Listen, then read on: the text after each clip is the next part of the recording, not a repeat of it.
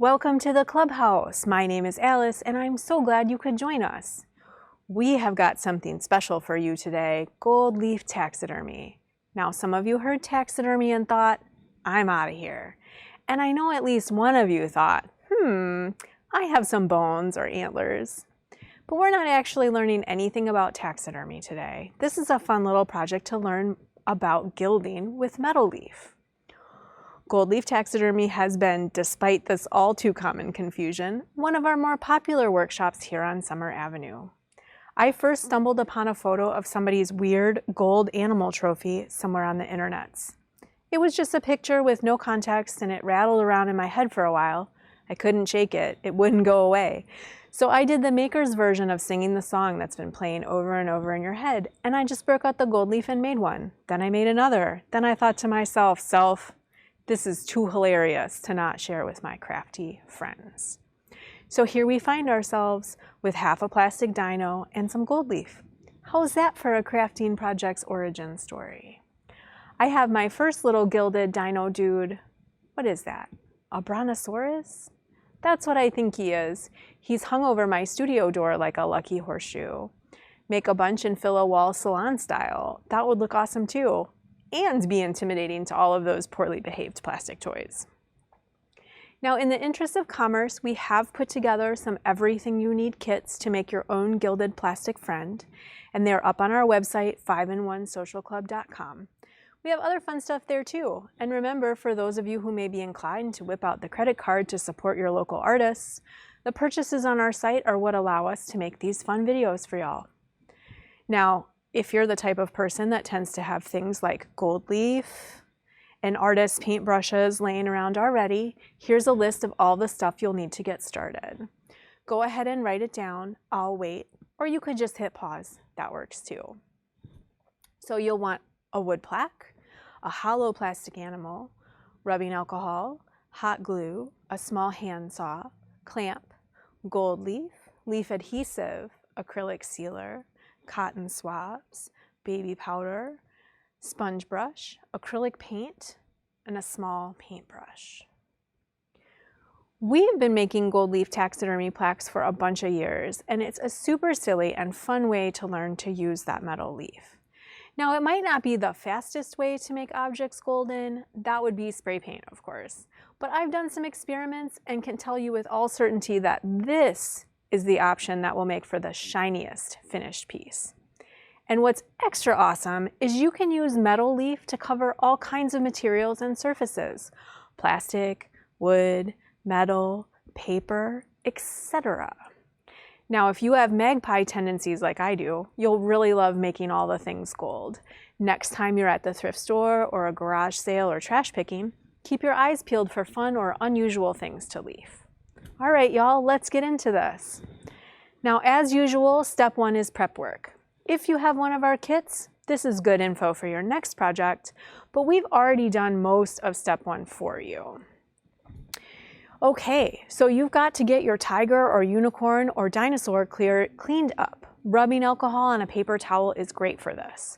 We're trying to remove adhesive from old price tags, dust, and any oily or greasy residues. This is especially important for the used items from the thrift store or from the bottom of your toy box. Next, you're going to cut it in half. Now, you'll need a flat plane through the animal for gluing to the plaque. And it's helpful to draw a line to follow once you decide where that plane is. So I've got my little horse here, and I'm going to use my ruler. Oh, let's turn him this way.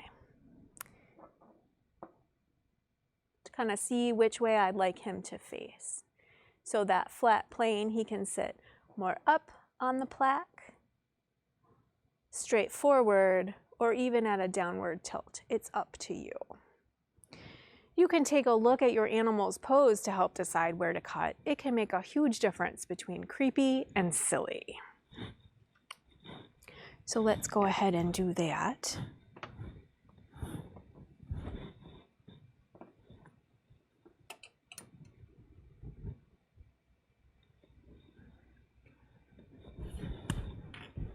I'm just going to use a magic marker to mark that line. Looks like I got a little close to his head, y'all. And then we want to eyeball it using the line that we drew on the front side to line up to draw that plane on the other side.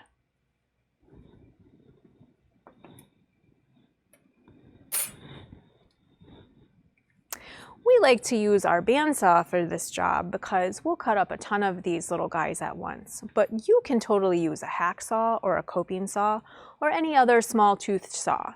Now be really careful of your fingers, and it always helps to clamp your work in place while you're sawing. So I'm going to do just a little bit to show you. I've got this handy little coping saw. But you're just going to follow your line and work through that. Now next up, a trick to make your leaf look even more shine-ified is to use a base coat of red or orange under the leaf, which you can see I've done that here. This step is optional, and TBH, we often skip it, but leaf is super thin, and that warm color underneath will really brighten your leaf, and it can help hide imperfections in your leaf coverage. It also gives you a new, clean, sealed surface to work on, which really helps the leaf attach. Now, if you don't have this special base coat, spray paint works great, which is what I have here. If I'm using spray paint, I'll do it before I move on to the glue, which is the next step. So to stick him to your plaque, we'll need to bust out the glue gun. We have had great luck with a thick bead of hot glue applied quickly and just inside the cut edge of your monster. The quickly part is important because you need the glue to be hot enough to flow back onto the plaque when you flip it over. It's also worth noting that I'm using a high temp glue because of the hotter glue. It tends to get more runny and takes a little longer to set up. Not much, but a little. But be careful, these jokers get really hot. Watch those drippy glue strings, they can bite. And if the glue doesn't take the first time, y'all, that happens. Just peel or cut the glue off and try again. If you get a bunch of glue on your plaque around the animal, you can carefully trim it with an X-Acto blade, but it really won't be very noticeable once you're done. If you're using our kit, none of that applied to you as we did all that work for you. But it's good to know if you want to make more. Now, we're going to use a small brush and apply the base coat. You'll want to paint everywhere on your animal, paying special attention to the back of legs and inside ears and mouths. I've already prepped most of mine. I've got a little bit left on the tail that I'm going to quickly paint.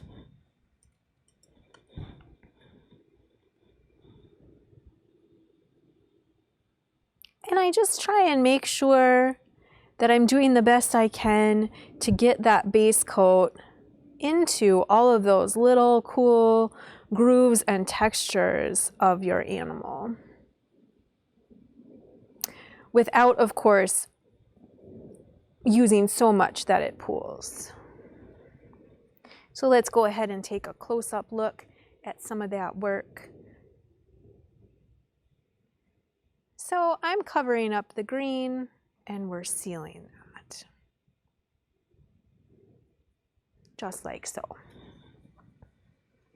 All right, so you have a couple of choices for how you finish your wood plaque. You can leave it natural or you can paint it, but if you'd like to have a little gold leaf detail, you'll want to apply base coat in that area of your plaque now as well. The wood is raw, so it really needs a solid coat so the adhesive doesn't just soak in. You might have noticed from all of my samples, one of my favorite things to do is paint a little bit around the edge of that detail. So we're going to just a little bit right along that edge.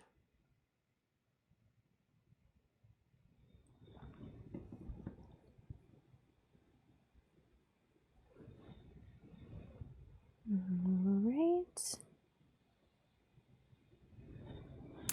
So I'm going to skip ahead. But once your base coat is completely dry, and that takes about 10 or 15 minutes, we're next going to apply the adhesive, again using a small brush. I've got another one here. We're going to spread the glue on the surface of our animal and any of the plaque that we'd like to be gold where we painted our base coat. It's a pretty thin glue, so you'll want to be careful not to let it drip everywhere. If you do get gold, if you do get the adhesive on your table or on the plaque, the gold will stick there as well. So this is pretty much, it's like runny milk. And we're going to apply that to our animal. And again, you don't want to get too much of that adhesive on your brush at one time. It will just drip everywhere. So let's go ahead and look at that up close. So you can see it kind of looks like a thin coat of Elmer's glue.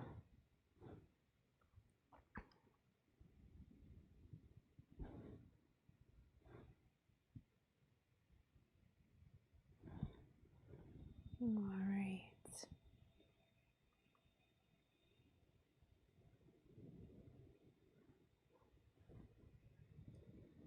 It's really important that you apply this glue evenly to all the animals. So make sure that you are coating those tricky places inside of mouths, armpits, ears, and the underside.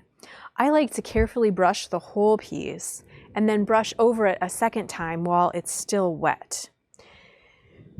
As the glue starts to dry, I'll help it along by making sure it's even and not pooling anywhere. Now, once it starts to get tacky, you're going to want to put that aside to dry. I'm far from tacky here. That takes about 10 to 20 minutes. All right, so what you're watching for is for the glue to turn from white, like Elmer's glue, to shiny, like this one that I completed for you earlier.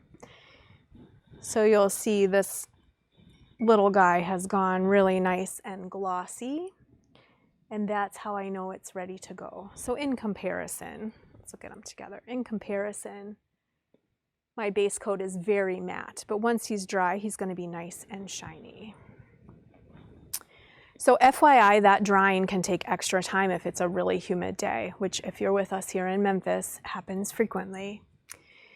But it's usually about 20 to 30 minutes. The instructions say that this adhesive will remain tacky for up to 24 hours, but I really like to complete this process as soon as the glue is ready. Now don't rush it though. If your glue is not dry, aka clear everywhere, you'll make a big gross mess.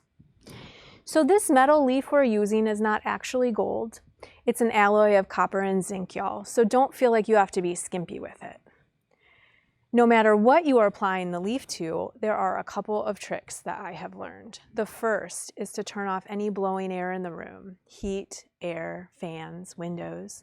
The leaf is so light, the slightest bit of air will move it around. Just let me show you that.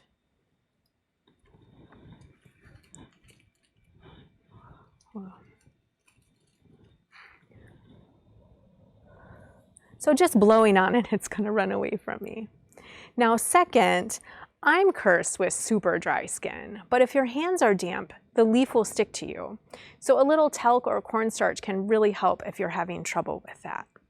And lastly, you really want to touch the leaf with your fingers as little as possible. The oil on your hands may react to the metal and tarnish it, and you won't see this until you're done. So the whole time you work on it, try not to touch it too much. Now, there are different ways to pick up your foil. I like to use dry, clean brushes or Q-tips. Cotton gloves are nice if you're fancy, or working with actual gold, because that's a thing. So I like to fan a little with a brush or my fingers to kind of lift an edge. And then we can use a combination of Q-tips and that brush to pick up that piece of leaf. So I'm going to start by using a whole piece of gold leaf because my animal is larger. I'm going to lay it on top of my animal like so. And now I'm going to grab my foam brush and I'm going to tap it into the surface of the animal, nice and gently. Just kind of wrapping around where appropriate.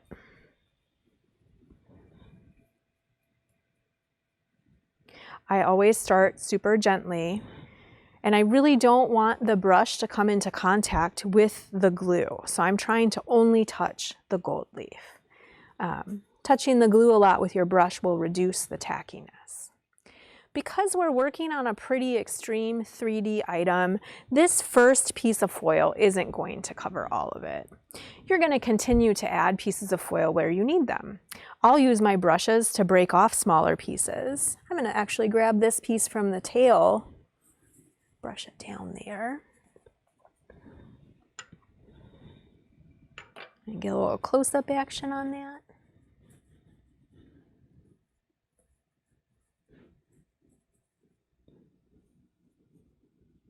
All right, so when I'm ready for more pieces, you see it's not touching here, so I'm just gonna push it in right there.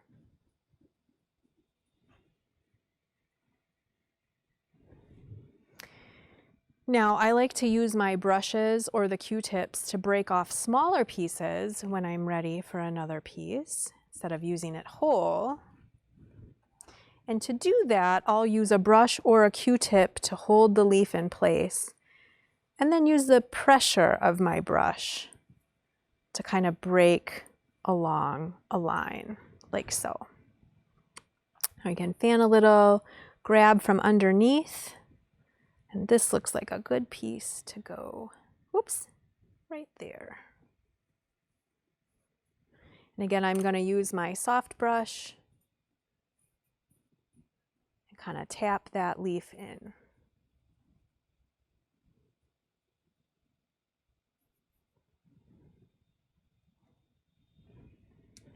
So we're going to keep doing that until you get all of your plastic covered.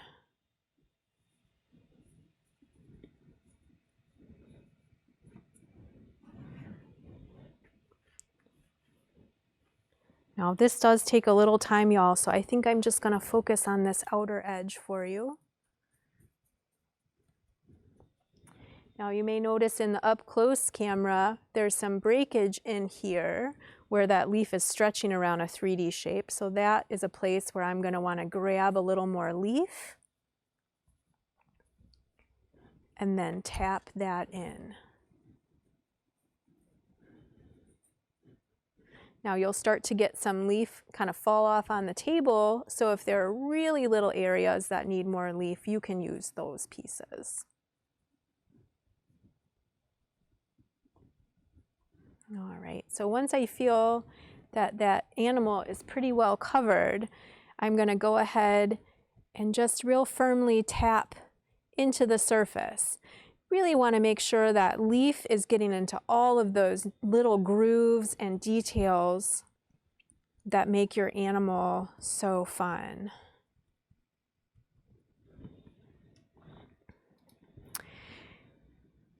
It does look a hot mess at this point, but don't worry.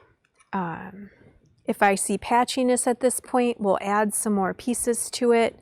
And we also want to get at this line that I made along the edge of the wooden plaque. And I really like to do just a little bit, but they look cool if you do the whole plaque too. The way that I like to do this outer edge is to take a piece of leaf, tear a little strip that is wider than the area, if I can here, wider than the area I'm trying to fill. There we go. Use a little static to grab that up, and then I'm going to lay it, holding my breath, right on top of that edge. I'm going to give it a little tap. And then my trick to make sure that that's going to get completely filled without having to go back over it a second time is to fold up from the top and the bottom of that leaf so that you get that extra coverage. And again, I'm going to tap it nice and firmly into place. All right, next, let's pretend that I have finished this whole piece and he is completely gold leafed everywhere. I'm going to start to gently burnish this piece. I usually use a flat paintbrush like this for this job, something softer than a chip brush. You're going to want to brush in all directions and you're going to see a ton of flakes start to come off as you brush. Now don't worry. These flakes are leaf that was only sticking through static, so you're not actually removing any of that beautiful gilding that you just did. Now you'll notice as you brush, your piece is going to keep getting shinier and shinier as you remove that excess leaf. It takes about 10-ish minutes of brushing to get all of that excess off. Now you'll know when you're done, when you're no longer creating any glitter. So we're gonna just do this one side that I've completed. So you can see I'm not being super gentle and I am trying to brush in all the directions.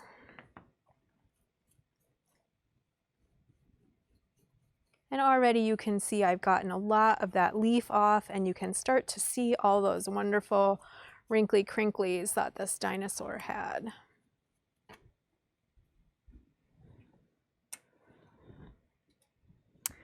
All right, so your next step is to paint your plaque if you'd like. Some people leave them natural, some like to paint them black, and still others paint patterns. You do whatever you please. A little pro tip, you can pick a bit of the OG, that's what this here curvy bit is called, and run yourself a pinstripe all the way around the edge of your plaque, you know, for that extra fancy.